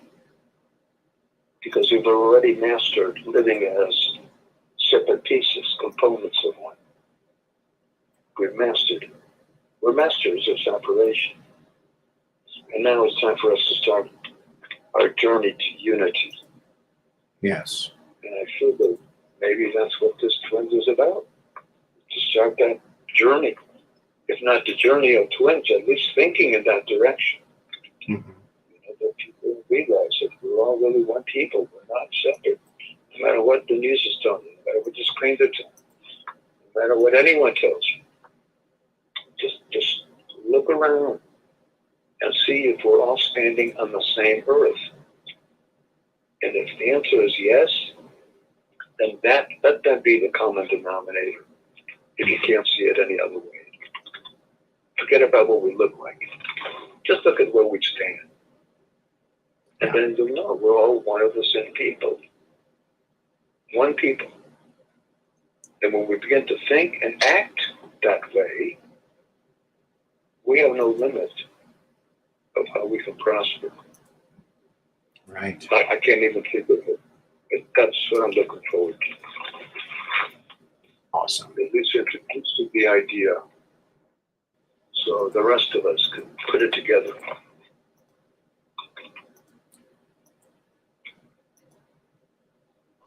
Prop. Go ahead, Prop. Yeah, I have a quick question. You're talking about different realities, and there's a community online that says that this particular thing is possibly because different realities are overlapping, and that thing is what I wanted to ask you. Have you heard of this? It's called the Mandela effect. Have you heard of that? And what do you think about that?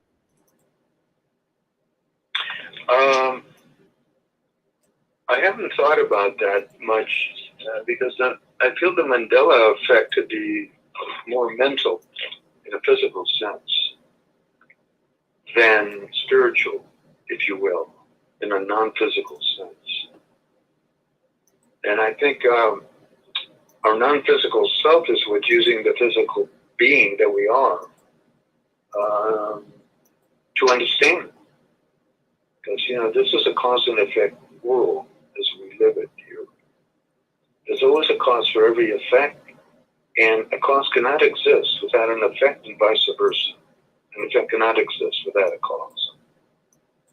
And it's never a third party, even though often humanity likes to blame a third party for an occurrence or something that is outside of the two individuals who are really just involved in the matter.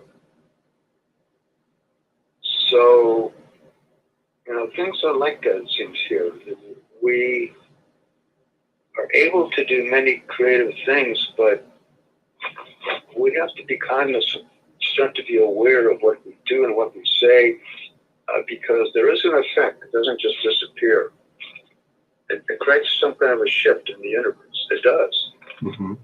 Because each time we change our belief, there's a change in our structure and how we act, because our belief has shifted to something else.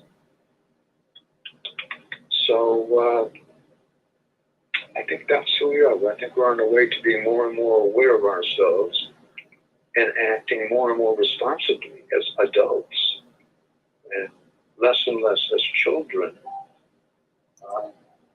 so we can proceed.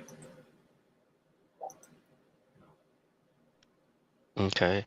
So if I was to experience a celebrity passing away, and then let's say a year later they're making more movies, they're alive, that would be considered like a Mandela effect. What do you think that is? Because I did experience that myself. Well, it wouldn't be unusual, because more often than not, we always get some kind of a view of something that's about to occur in some way, or something that already has occurred in some way, and we notice it. And we basically are duplicating it from our interpretation of it. That's what we're doing. So yes, it does occur in that way. So it's the same thing like even in movies. Like when you make a movie, somebody makes a movie. Not all movies, but many movies. There's a perception of the idea long before it's actually done and put together.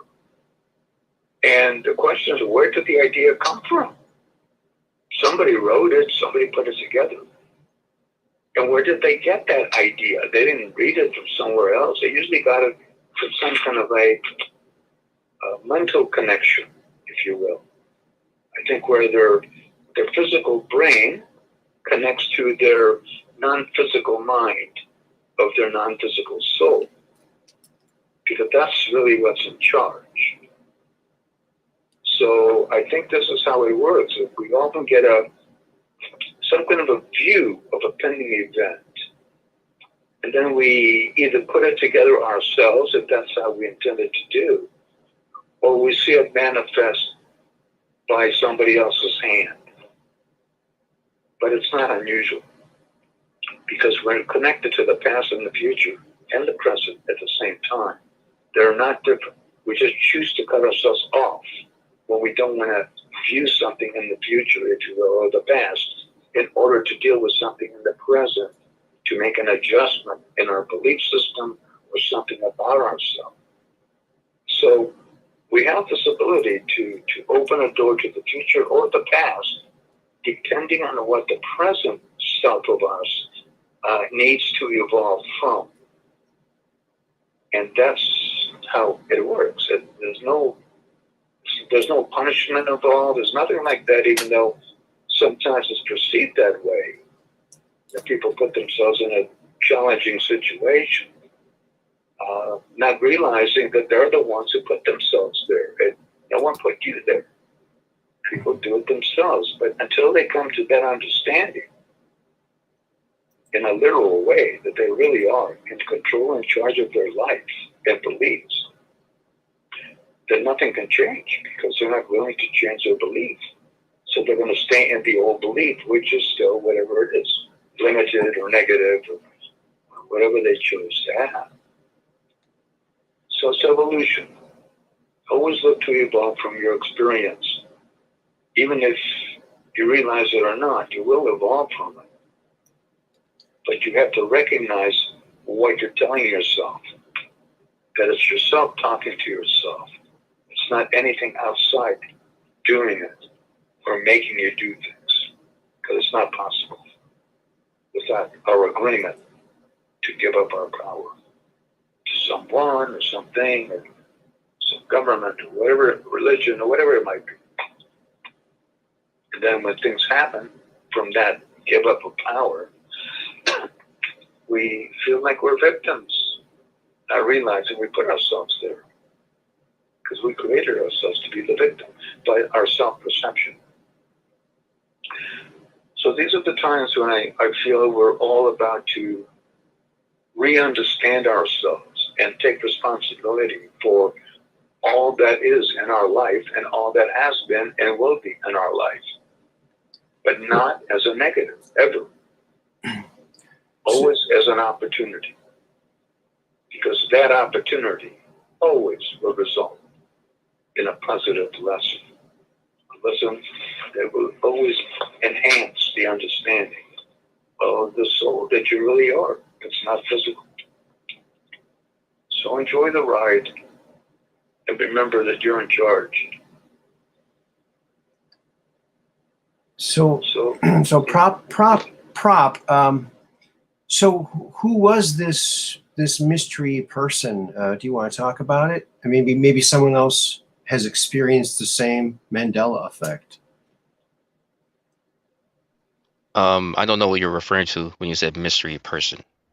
Oh, you said that someone died and then all of a sudden they're making movies again. Oh, okay. The guy from Roseanne, the husband on the TV show Roseanne. Oh, what's his name? He played Fred Flintstone in the Flintstones too. Right. He died? I didn't hear that. Well, I experienced it. It came on television. They were talking about it on the news and how he passed away. I think Oh, he really? passed away. Yeah, he passed away in a motel room or something. Or something happened, and yeah, he passed away. And the next thing you know, he's doing movies again. Wow. Now I know that who's that comedian that died in a hotel room recently? He was part of Full House. He was that the guy in Full House. I can't remember his name, but he had a cracked skull or something. But I haven't heard about, and I can't remember his name either. Bob Saget. Who? Bob Saget. Bob Saget. I'm talking about the other guy, the Roseanne's husband in the show Roseanne. I can't remember his name, but so you're saying he's still alive now, or he's back alive? Well, that's how it played out for me. Yeah, he's back. He's alive, actually. Have you run into anybody else who remembers that he passed?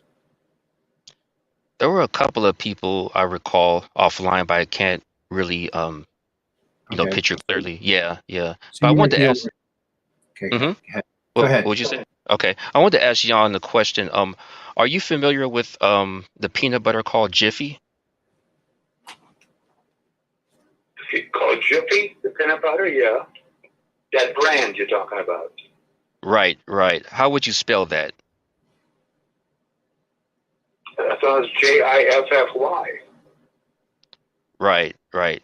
Now, see, I recall that product as well, and that's why I was wondering, like, how can we all say the same thing, but it's something different? So if you were to look now, it's no longer called Jiffy, and it never was called Jiffy.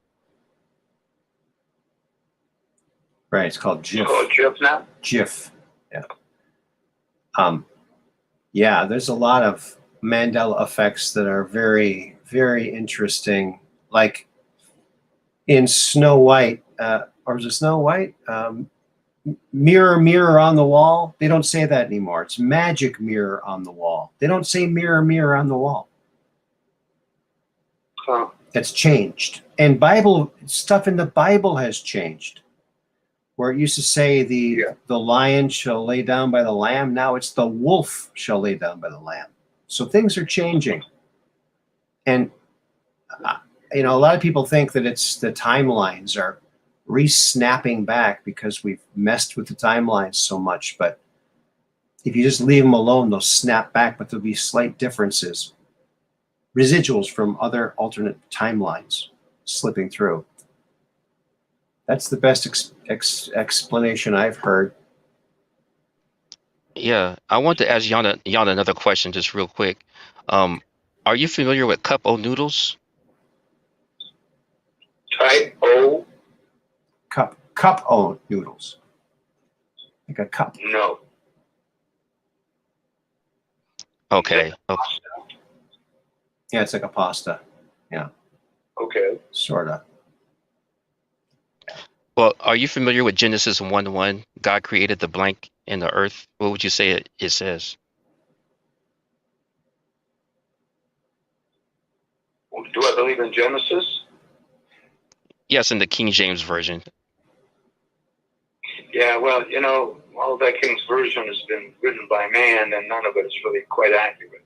It's all been done for control reasons and rule reasons. And so all religions have been done that way, not just Christianity. They've all been written to accommodate a control or ruler idea. And that's what we see. That's how it operates. Right. Because, if you don't do something, you're a sinner, or you're going to go to hell. Even hell was created by the Christians. It doesn't have such an idea. It never existed before they came up with it. So this is the truth of things, that religions are very misleading and are all been created to control man, basically. And why we have to understand that it all began by us giving up our personal power to these ideas that because they have a taser gun, and I didn't understand what that was, I thought they were a god because, that's more than I could comprehend. So that is where I think we came from. And, if you repeat something enough times, the redundancy is what teaches the person. It's not the truth what teaches it, because they haven't learned to differentiate between that. So I think that's where we are. We're at a crossroads right now, where we cannot tell this system that it's wrong, because it'll rise up and destroy us, because it's afraid. It works with fear. It operates with fear. Everything it does is based on fear. Mm-hmm. So if we want a free society for our collective civilization, then we have to focus on a different way. We can't work it the way this system operates, because it won't work. We deserve to be free, but we have to build it that way. We're not going to be handed freedom here. It's not going to happen. It's not what it's based on. They can talk about freedom all they want and democracy all they want, but eventually you have to look at what they do. And where their behavior is not consistent with being free and democratic, then we have to believe what they do, not what they say. I think what Prop was getting at was that sentence in Revelation was God created the heaven or heavens and earth, because it seems to have changed. A lot of people remember it being heaven and now it's heavens. Isn't that correct? Propagate? Yeah. Well, Yeah, for me, it used to. For me, it used to have an S on it. Oh, now it's not. Doesn't have the S anymore? Correct. Oh, interesting. Yeah. You got to create that. Even in the Bible, it doesn't even identify the man or the woman, first man or woman correctly. It speaks about Adam and Eve, Mm-hmm. but the first two were Adam and Lilith. It wasn't Eve. Her name was Lilith. Okay. She was made independent. Yeah, you can look at the Bible and you'll find it eventually. That's how it really was. Lilith was first. Well, Even in the Jewish Torah, it speaks of it that way. now, I heard it this way, Jan. I heard that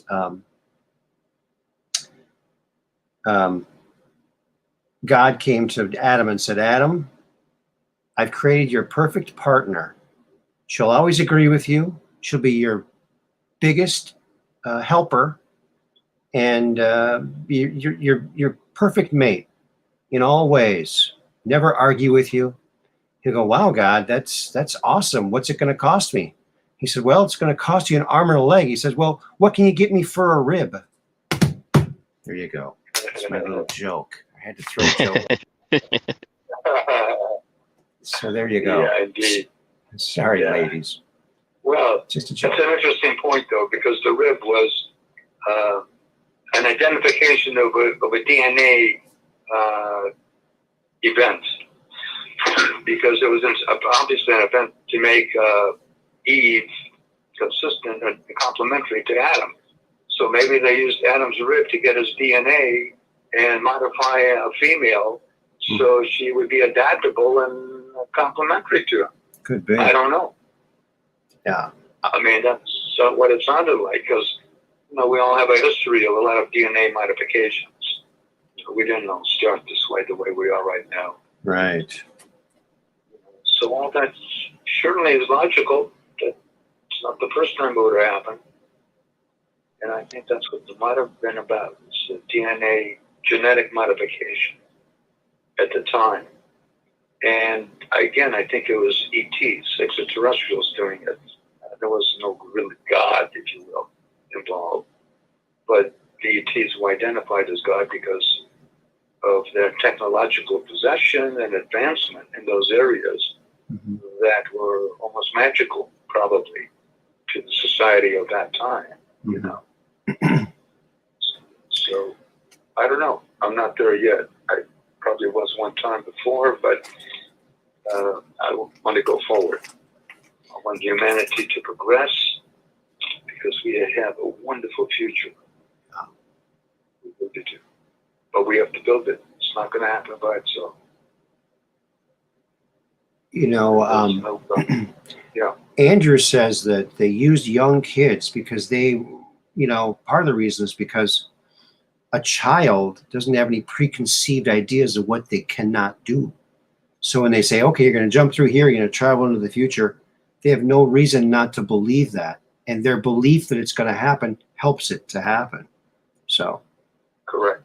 I think that as we get older, it's harder to grasp onto that because we get preconceived ideas about everything. Well, because, we're now experiencing, we understand that term risk, because that's what it is, risk. Mm-hmm. And do we risk or do we not risk? And how much do we want to risk? But like you said, when we're children, we don't think about risk. We think about excitement. What's this going to do? Like, how high can I jump? I remember as a kid, I used to climb these trees. I'm very tall trees, and in some way sit up there for hours and then get down and jump off the tree. I would never do that as an adult. Have your head examined. Yeah. And all this was in a wonderful place, by the way. It was in Israel, is where it was. Oh, okay. Wow. Yeah, that's where I grew up. Interesting. I had my childhood there. Yeah. I've never been to Israel. Actually, never been out of the country. Actually, I've been to Canada with my folks when I was young. Oh, yeah? That's it. Canada. Well, we get these projects started. You may be going with me places, who knows? Oh, I right. haven't gone anywhere either. Well, yeah, because look, we have to talk, we have to discuss things, we have to. There's a lot of things to do. There's a lot of people we need to do this. This is not a one-man show here. We need people. We need help. We need people to build those bamboo vertical farms. Yes, bamboo and hemp. There you go. Both those products are great use. Yes. Great use. So yeah, not to worry. We're not going to have contamination. That's good. No way. That's good. That's good to hear. Really good. So Yon, I wanted to ask you a question. What do you think about alien life or UFOs? Well, the fact that we perceive them and we discuss it dictates that they exist. Okay. I don't have to shake hands with an ET to know that they're real. Okay? The logic and reasoning and the evidence that I have viewed from others' experiences and interactions. There's just been too many people and too many events to say that this isn't real. It's just not logical. All these people cannot be making up a story, and then can't be saying such a similar thing all the time. A lot of consistency. So, yes, ETs do exist, because I believe we're ETs too. We didn't just show up. We were developed here, created here. And I think we're going to be leaving here. And I think to leave here, we have to know how to behave with the other civilizations. And we have to know how to build places to live in other planets, like, it was done on Mars with the Mars project. But that is still kept secret, and, we don't know how much they really did in that situation. So, there's quite a bit for us to do. And I think ETs are definitely part of it. But again, like I said earlier, you cannot interact with a civilization that perceives themselves as such unless you perceive yourselves also as a civilization. Because there's a real definition for that function, where everyone looks out for each other. It's not a selfish act anymore. Everybody works in the interest of everyone else, which includes yourself. But it's not only yourself and excluding others. That's not what it is. So, again, to deal with ETs, we have to have the same vibration, if you will, as they do, of self-recognizing ourselves as a civilization, not just Canada, Russia, United States, that kind of special interest, which is still going on, with Elon Musk and his development of the rocket and the space mission, and he speaks about going to Mars. Makes no sense, knowing that we already are there. So why is he doing it? Why? It may be because eventually this is how the government's going to disclose our existence on Mars. Because once he gets there with his rockets and it's acknowledged, the government can say, yeah, we've developed other facilities at the same time, even though they've been developed long, long ago. So again, it's just the system we deal with. Everything is based on deception. Nothing's straight up. There's always some sense of deception because something is hidden. Something wants to be not to be disclosed. But again, our future is about disclosure. Because there's a lot more power, a lot more progress when a society and a civilization is in disclosure. Because then everybody contributes to the benefit of everybody. It's no more just one person looking out for themselves, or a government looking for themselves, or any separate entity looking out for itself. So I feel this is our future. We will interact with ETs. Yes, they do exist, in my opinion, just like we do. Even though we haven't had a lot of interaction. But there are just too many sightings of UFOs, too many sightings and interactions with people who, like Andrew Bashago, who did in his time with them. This cannot be fabricated. It's just too many saying the same thing. Yes. So I don't know if that answers the question. Yes, it does. Okay. Well, we're winding down here. We got about a minute left. I want to thank you, Propagate This Light, for calling in. Very insightful questions. And what's your latest video so people can go check it out? One of my recent videos is on the topic of the Mandela effect, simulation theory in AI. Just go to my channel under the same name, and you'll see it there. Thank you for having me on. It was a pleasure speaking to you, Yon. I appreciate your Same here. Thank you for calling in, and we'll talk again. Thank you. All right. Thank you, Aaron. Thank you so much. You're welcome. Thank you very much for calling in. Appreciate it. All right. All right. Well, Jan, another Yep. another great presentation. I really love your vision of the future. I really hope and pray that this gets done quickly. I wanna be picking my salad from those bamboo vertical farms. I think it sounds like a great idea. Yes, it is. It is. And you can even do your own research, Aaron, on that. If you look at the bamboo and hemp production materials, you'll be amazed at how many things are made with these things already. You'll be amazed. Well, maybe I'll plant some bamboo in my backyard, and hopefully that global warming will kick in, and I'll be able to grow some right here. That would be nice. That'd be a great thing. Yeah. Well, Jan, again, thank you so much. I really like your idea, and we're praying it comes to fruition soon. Any last words? Thank you all very much for whoever's still listening. And I appreciate all of you because we're all in this together. And if any of you have any connections to any government officials in high ranks, please don't hesitate to contact me directly or through Aaron any way you wish. And let's see if we can get this project off the ground. All right. Thank you. You're welcome. Take care. And take care, everybody, You and have a good night, and peace in. Indeed. Be well. All right. Bye-bye. Peace in.